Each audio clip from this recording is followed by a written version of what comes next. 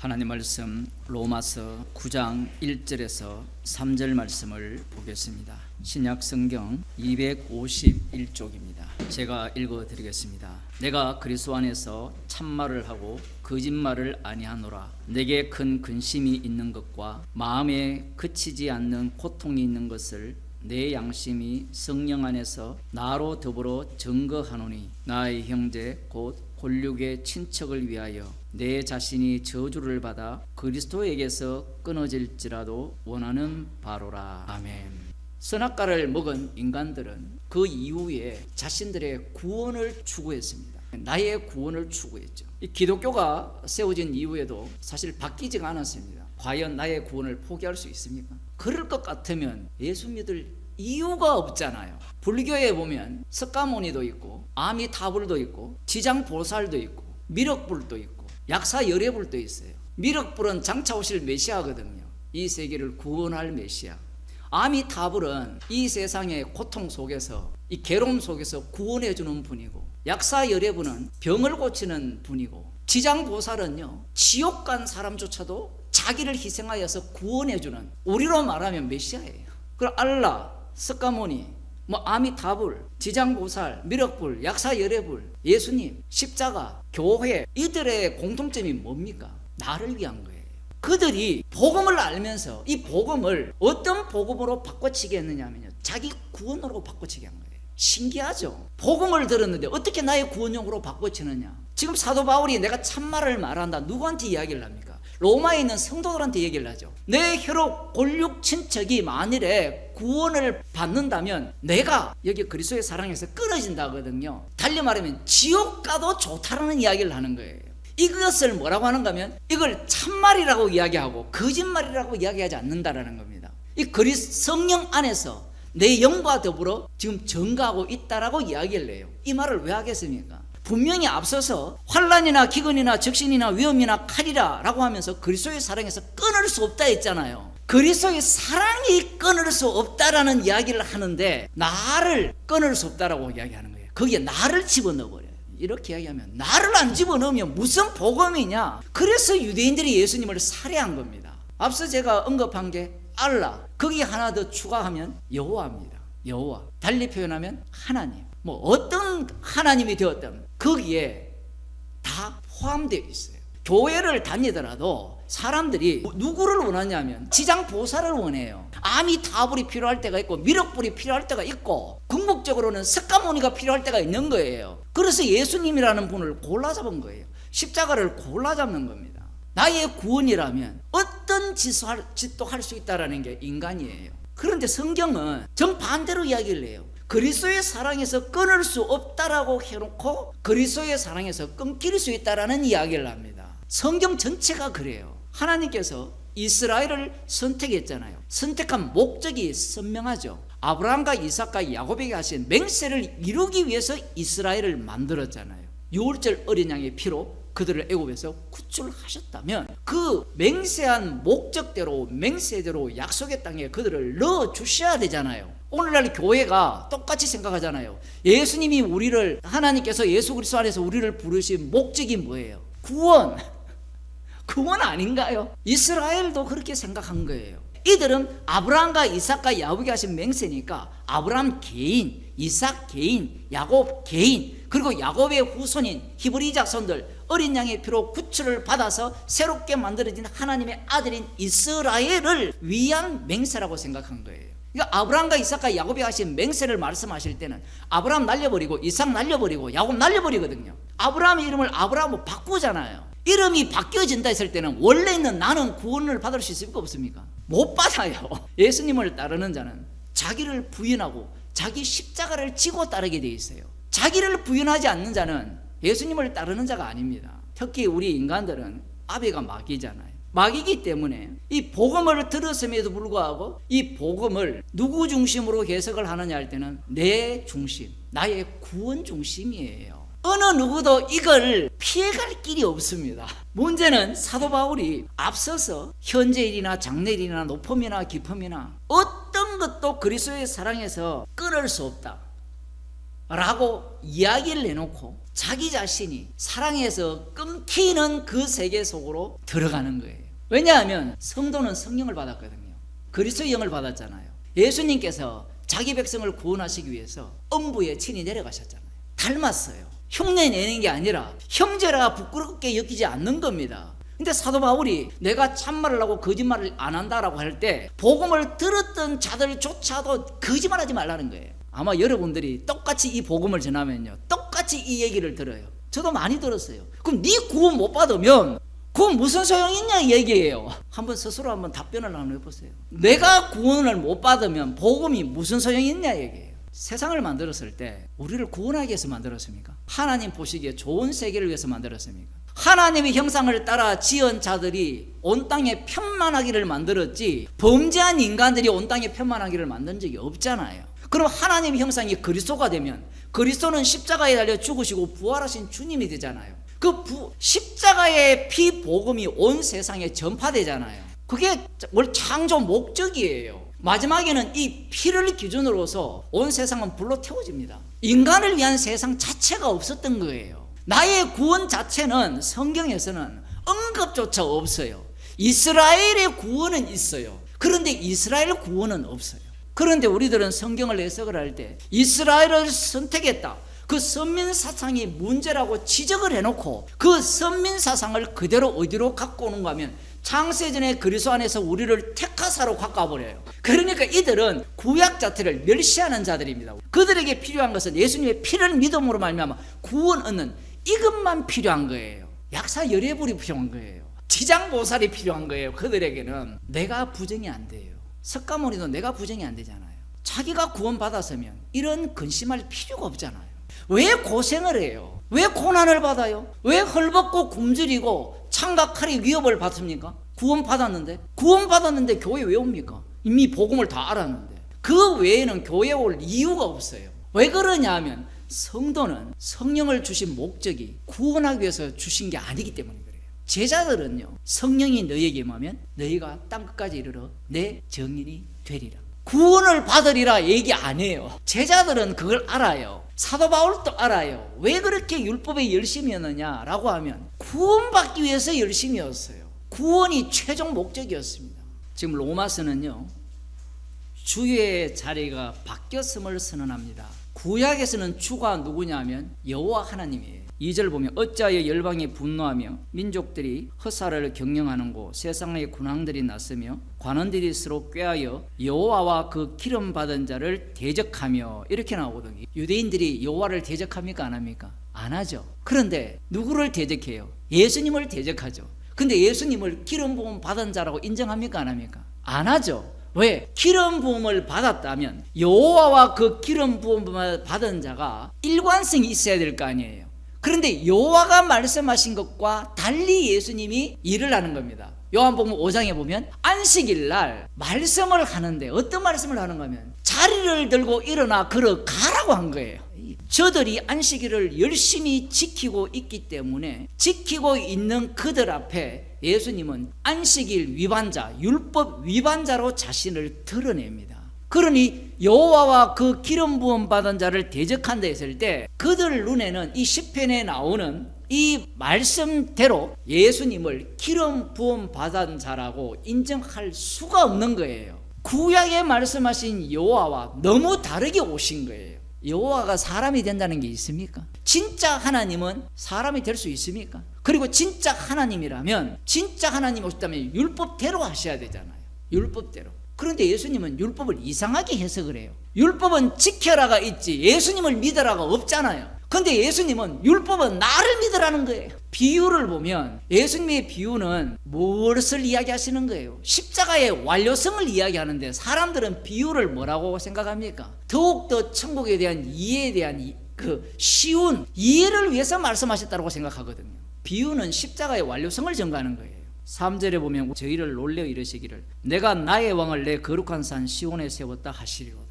여호와의 왕을 시온산에 세우는데 기름 부음 받은 자와 여호와가 일체가 돼요. 여호와께서 보내시는 왕, 기름 부음 받은 자가 오시면 모든 열방들이 이 기름 부음 받은 왕에 의해서 박살난다라는 겁니다. 그러면 기름 부음 받은 왕은 누구를 닮았느냐? 다윗 왕을 닮았겠죠. 그들이 아는 왕은. 그럼 우리는 이걸 어떻게 이해하느냐 하면 예수님을 이야기하는구나 이렇게 들어가잖아요. 들어가 놓고 어디로 빠집니까? 예수님을 이야기한다라고 해놓고 그 예수님을 뭘로 봐요? 미륵보살, 지장보살로 본다고요. 지금 하나님께서 천지를 창조하셨잖아요. 하나님이 천지를 창조하시고 그 여호와를 믿는 이스라엘을 만드신 이유를 알아야 돼요. 그 이유가 뭐냐면 선악과를 먹은 자들이 하나님과 같이 되었잖아요. 그러니까 하나님과 같이 되었다 했을 때 마귀가 알고 있는 하나님이 따로 있어요. 알고 있는 하나님이 누굽니까? 창조주 하나님이에요. 그걸 그들이 흉내내는 거예요. 이들이 그 하나님만을 믿으면 구원을 얻는다고 생각한 거예요. 그게 우상입니다. 너무 어렵죠. 아니 여호와 하나님을 제대로 알고 제대로 믿는 게 왜 우상이냐 이렇게 질문을 하시는데 그게 계시의 목적이에요. 마지막 날에 아들을 통해 계시하시는 이유가 뭐냐면 아들과 여호와 하나님이 너무 달라요. 너무 다르다고요. 그 여호와 하나님은 어떤 분이냐라고 하면 이스라엘을 위한 여호와입니다. 그런데 예수님은 자신의 영광, 아버지께 영광 돌리기 위해서 자신이 심판주이심을 증거하기 위해서 이 땅에 오셨어요. 성경 전체를, 창조세계 전체를 나를 위한, 이 로마서에서는 나로 말미암아 지어졌다고 하거든요. 골로새서도 마찬가지고 모든 세계가 나 중심이 돼요. 뭔가 눈치채셨습니까? 여호와 하나님은 이스라엘을 만드니까 처음부터 원래 언약을 위한 이스라엘이 맞아요. 맞는데 그 언약을 받은 이스라엘이 여호와를 해석할 때는 그 여호와 하나님은 우리를 위한 하나님이라는 거예요. 그게 이슬람교잖아요. 유대교고. 그 우리를 위한 하나님이 우상이라는 거예요.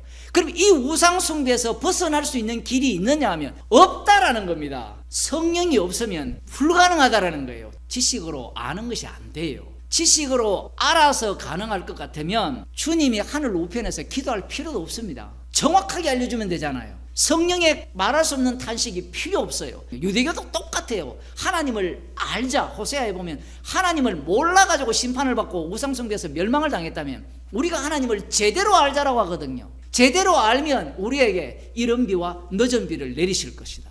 그런데 사도행전 2장으로 가게 되면 이른 비와 늦은 비가 뭘로 바뀌어버립니까? 성령으로 바뀌어버리죠. 성령으로 바뀌어버리면 성령은 누구에 대해서 증거합니까? 예수 그리스도에 대해서 증거를 해요. 희한하게도 성령을 받은 성도들은 자기한테 이로운 게 하나도 없어요. 심지어 사도 바울은 나한테 이로운 것조차도 다 해로 여긴다고 이야기를 해요. 이게 다 바뀌어버립니다. 그래서 이 이스라엘을 만드신 거예요. 악마의 실체를 밝히기 위해서 이스라엘을 만든 겁니다. 그런데 우리들은 저들이 제대로 몰라서 예수님을 죽였다고 해요. 그러니 그 말을 못 알아들으니까 올바르게 알면, 제대로 알면, 제대로 믿으면 천국 갈 수 있다, 하나님의 백성이 될 수 있다라고 가르치는 겁니다. 이 왕은 나의 구원을 이루어주는 왕이요, 나에게 행복을 가져다주는, 이 세상의 그 괴로움에서 벗어나는 암이 다 버리고 지옥 가는 조차도 구원하는 이 지장보살, 자기 몸을 희생해서라도 우리를 구원하는 지장보살이라는 거예요.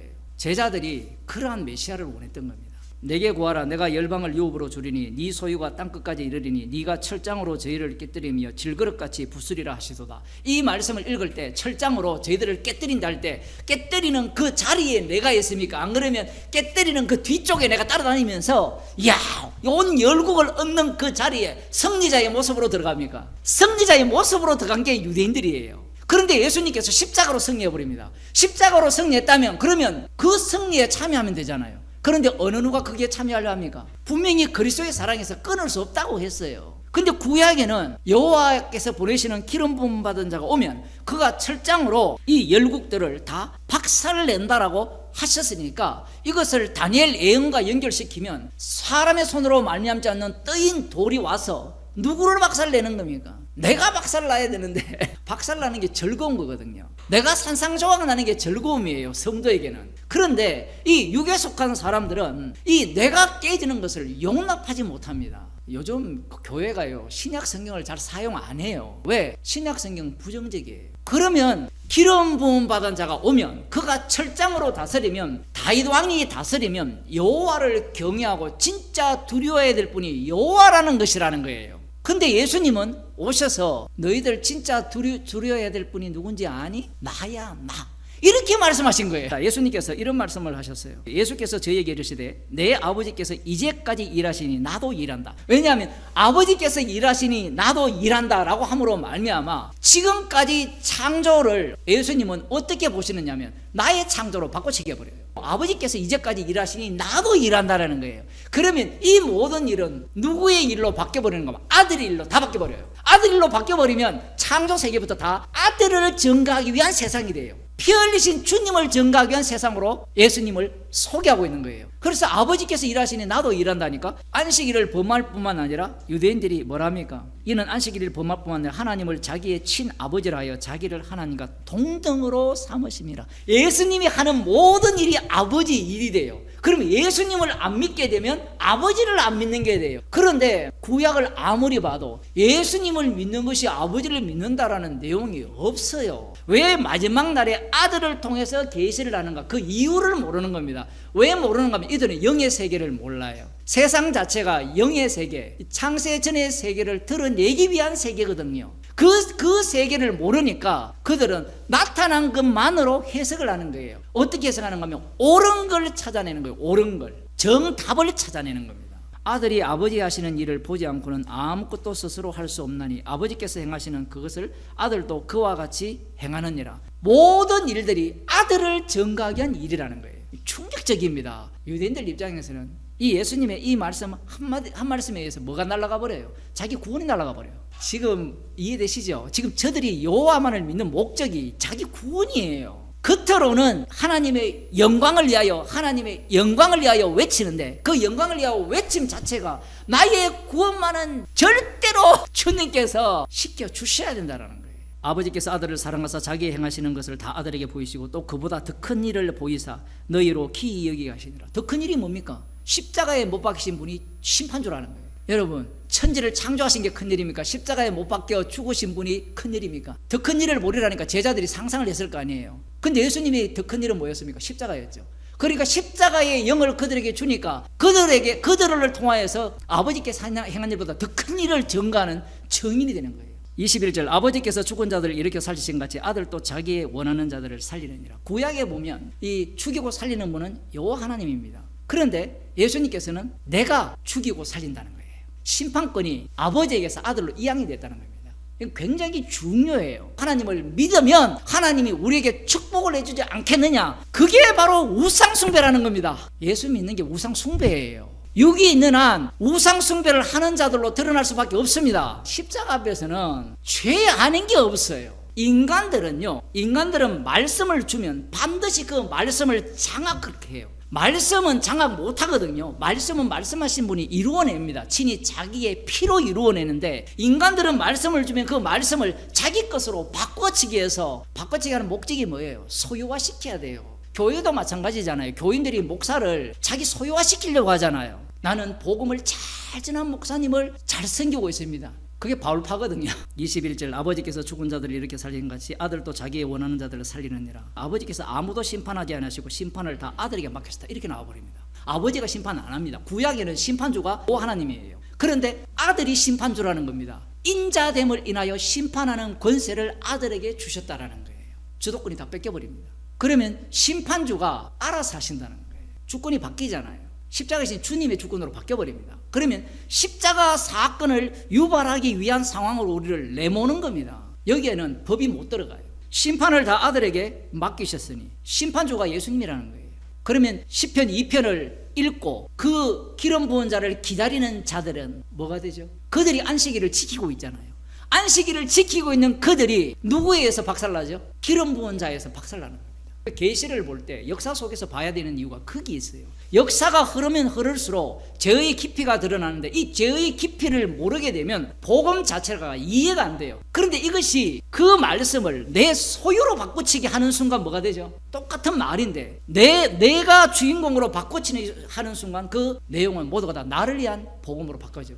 그걸 용납하지 않는 거예요, 성경은. 그래서 예수님께서 진리의 말씀만 준 게 아니라 성령을 통해서 말씀을 주신 거예요. 그걸 사람들이 무시하기 때문에 뭐만 이야기하고 싶어 합니까? 올바른 말씀을 이야기하고 싶은 거예요.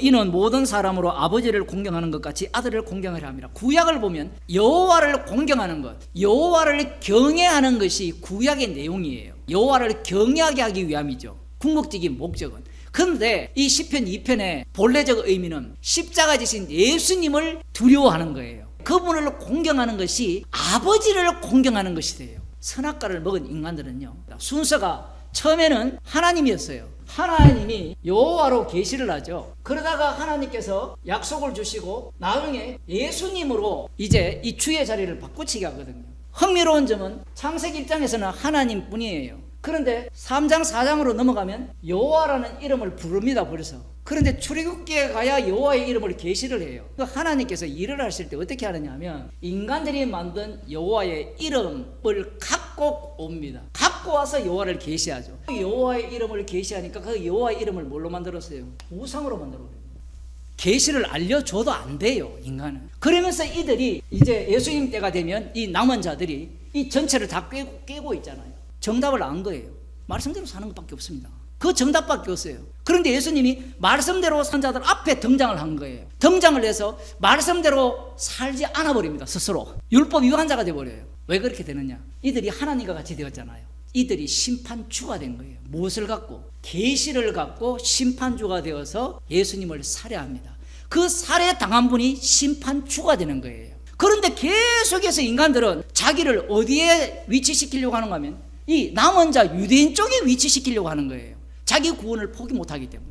요한복음에 이렇게 있음에도 불구하고 이 말씀을 자기 구원용으로 바꾸거든요. 아들에게 심판을 맡겼다라는 것은 너희들은 절대로 구원 못 얻는다 이야기예요. 믿음으로 구원 얻는다라는 그 방식은 유대인들이 다 한 거예요. 다 했다고요. 이걸 다 빼고 답만 끄집어내니까 나오는 게 유대교밖에 안 나오는 겁니다. 나의 구원은 포기 못한다라는 거예요. 인자는 자기 백성의 죄를 담당하는 분입니다. 십자가에 못 박혀 죽으시는 분이에요. 그분만이 심판주라는 겁니다. 성경은 이렇게 하나님께서 아들을 통해서 자기를 전 거예요. 이 우리는 그리스도 예수 안에 있는 하나님의 사랑을 담은 자예요. 사랑을 담았기 때문에 이 사랑만 내놓으면 우리는 끝이에요. 사람들은요, 구원론에 대해서 확보해 주는 걸 좋아해요. 내가 소유할 수 있는 걸 좋아해요. 주님의 정인이라는 겁니다. 성도는 주님의 정인.